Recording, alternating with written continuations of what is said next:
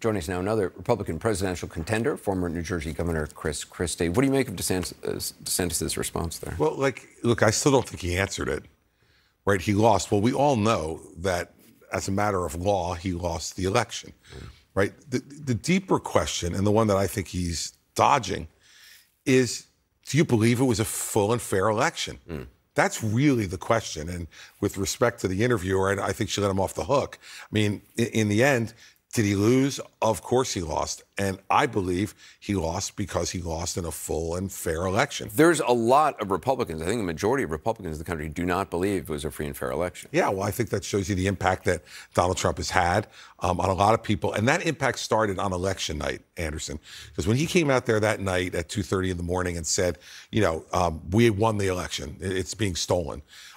People assume that the President of the United States knows things they don't know. And if you're also inclined to be supportive, you want to give him the benefit of the doubt. And then that stuff has just, seeped in. He has said any number of times to me, both personally and I've heard him say to others, you say something enough times, it becomes true.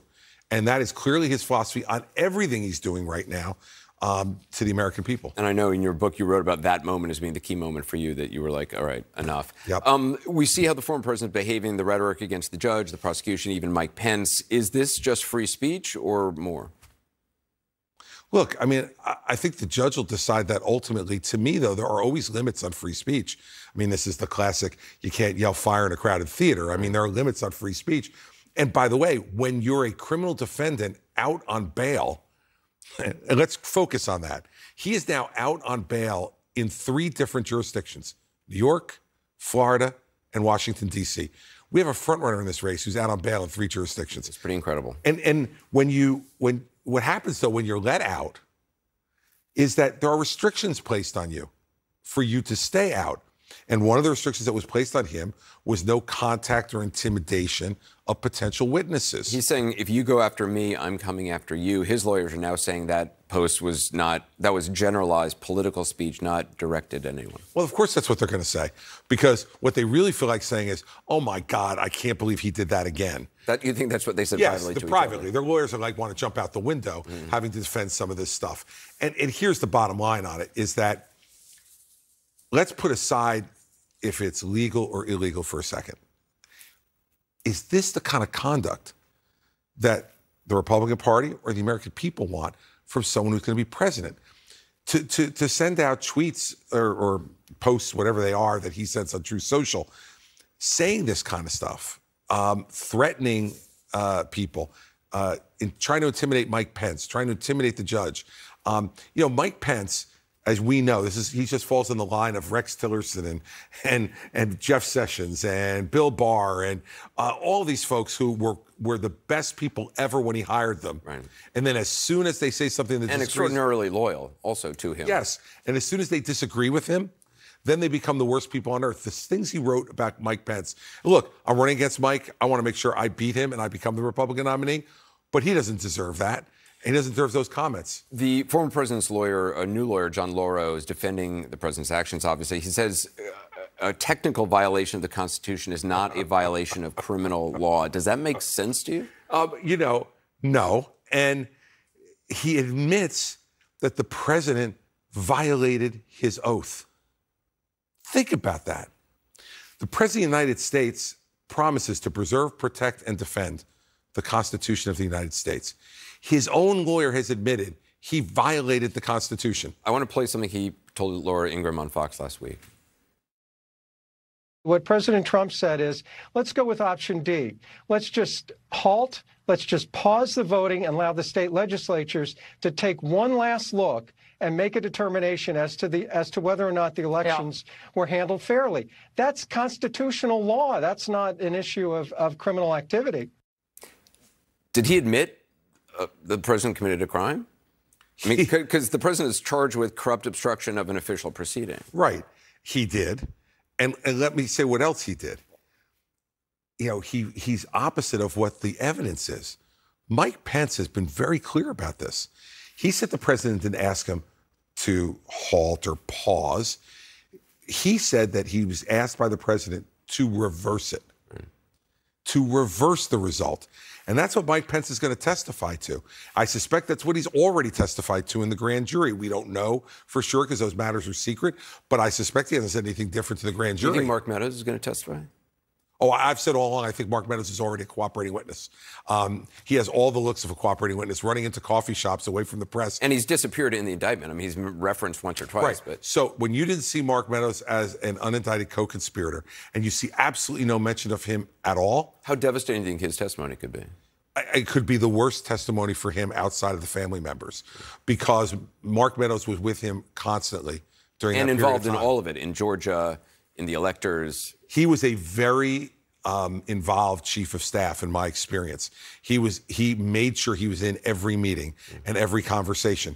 So, and we remember, there are hundreds of text messages that he turned over to the special counsel that he kept. And many more that he kept. Yeah. The former president saying he's going to ask the judge to be reassigned or recused, says he can't get a fair trial in D.C. Is any of that legitimate? They're not going to move the trial. I mean, there's nothing he's shown. He's saying because she was appointed by Obama and she's been tough on January 6th defendants, that makes her, biased. He's going to have to show something better than that to get a judge disqualified. And to get the venue moved, I don't know what the argument is. I don't like the jury pool, so I'm going to get the venue moved. That's not a basis for moving venue. Do you think the public has a right to see? I mean, do you think there should be cameras in the court in this? I've always thought there should be cameras in federal court.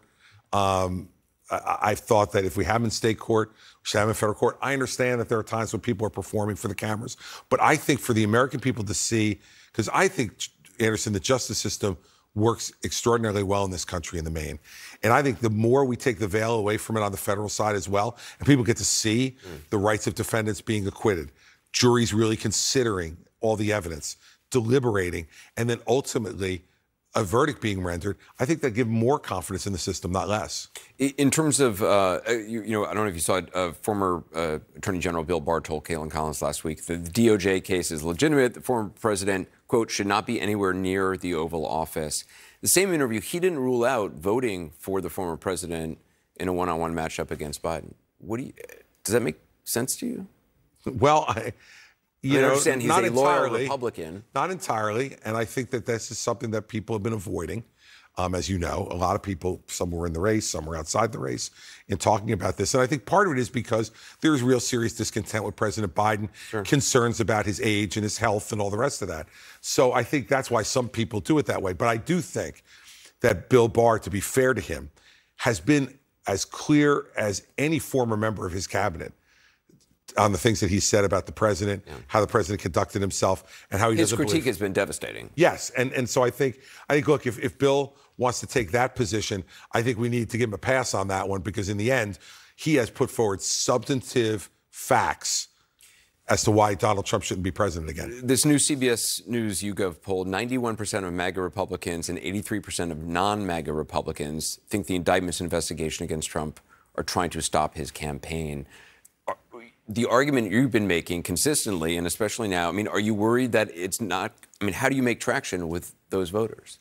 Because the argument to those voters is these are two separate questions. People are discontent with what they've seen, Anderson, out of DOJ.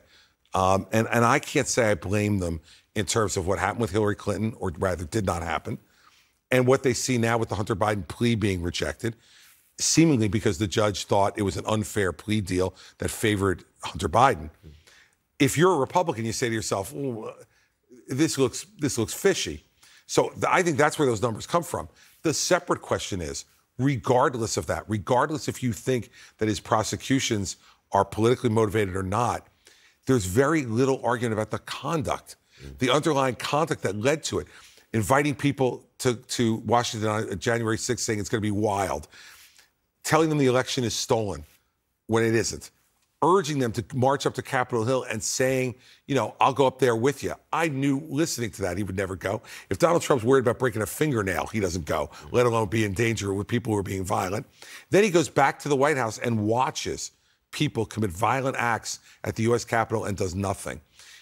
If you're not morally responsible then for what happened on January 6th, having done that, forget legally. Is that the kind of person you want behind the desk in the Oval Office?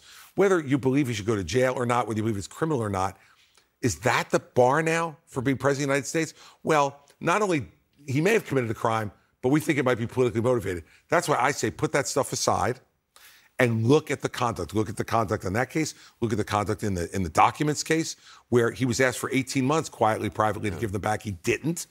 And look at the conduct even in the Stormy Daniels case, which I believe is a ridiculous prosecution to have been brought.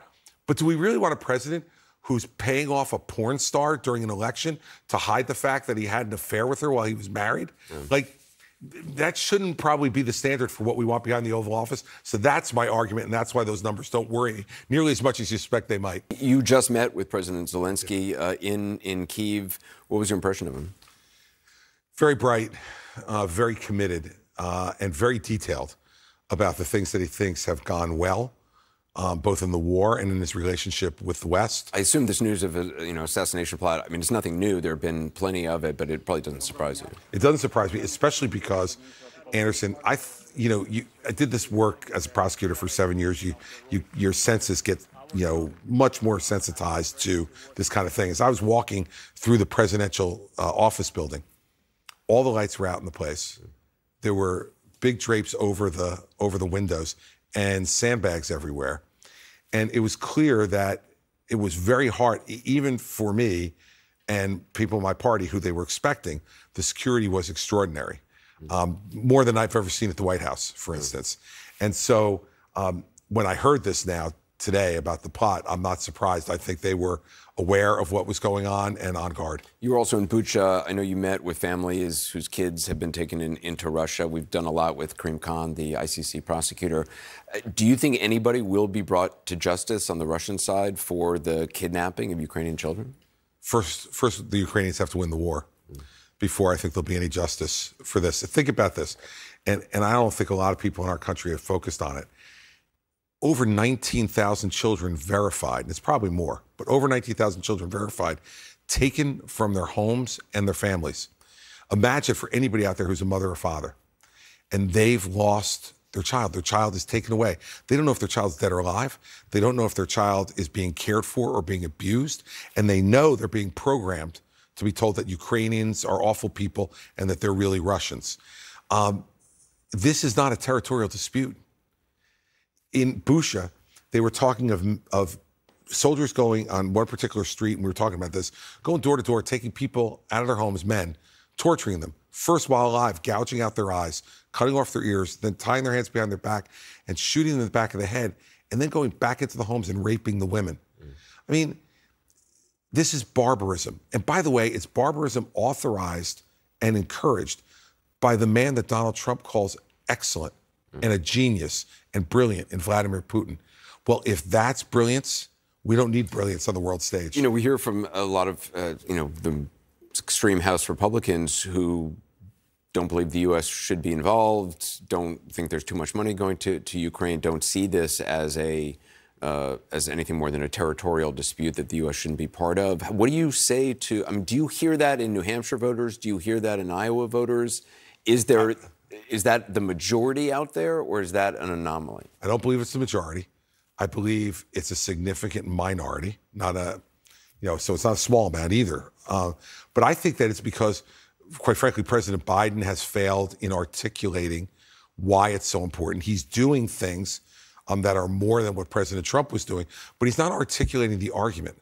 Look, what I would say to the American people is, you can pay me now or pay me later. If we are willing to supply the Ukrainians with the weaponry they need, think about this, Anderson. I heard this week that per day, the Ukrainians are being outgunned in artillery by the Russians by a count of 11 to 1. If we give them the artillery they need, we give them the F-16s that they should have had quite some time ago, in my view, and let them win the war against Russia, we'll never have to have that fight. And China's watching. And if we cut and run, like some people on this stage that'll be with me August 23rd are going to advocate for, we cut and run, the Chinese are watching, and the next step will be Taiwan. Now, if you don't care about atrocity against Taiwan, I guess I can understand that. But how about let's make it practical? 2/3 of the world's semiconductors that run everything from the phones we have, computers, our cars, are manufactured in Taiwan. Who do you want to control that? The United States of America and a free country of Taiwan, or another group of folks who are controlled by the Communist Party of China. These are the stakes that are up there right now. And I don't think Joe Biden's articulated that. And I think it is his fault, in addition with some Republicans who are being negative about it, his fault that he hasn't made a better case to all of the American people. I went over there because I wanted to see for myself. And now I've seen a shallow grave with 160 people buried in it, civilians who were murdered outside a church in Bucha, and then the church was ransacked by the Russians. Vladimir Putin's doing this, and America needs to stand up for this, because if we don't, then we're going to be saying American men and women to fight and die someplace else in the world because we didn't arm the Ukrainians now. Governor Christie, I appreciate your time. Thanks very Anderson. much. Appreciate it.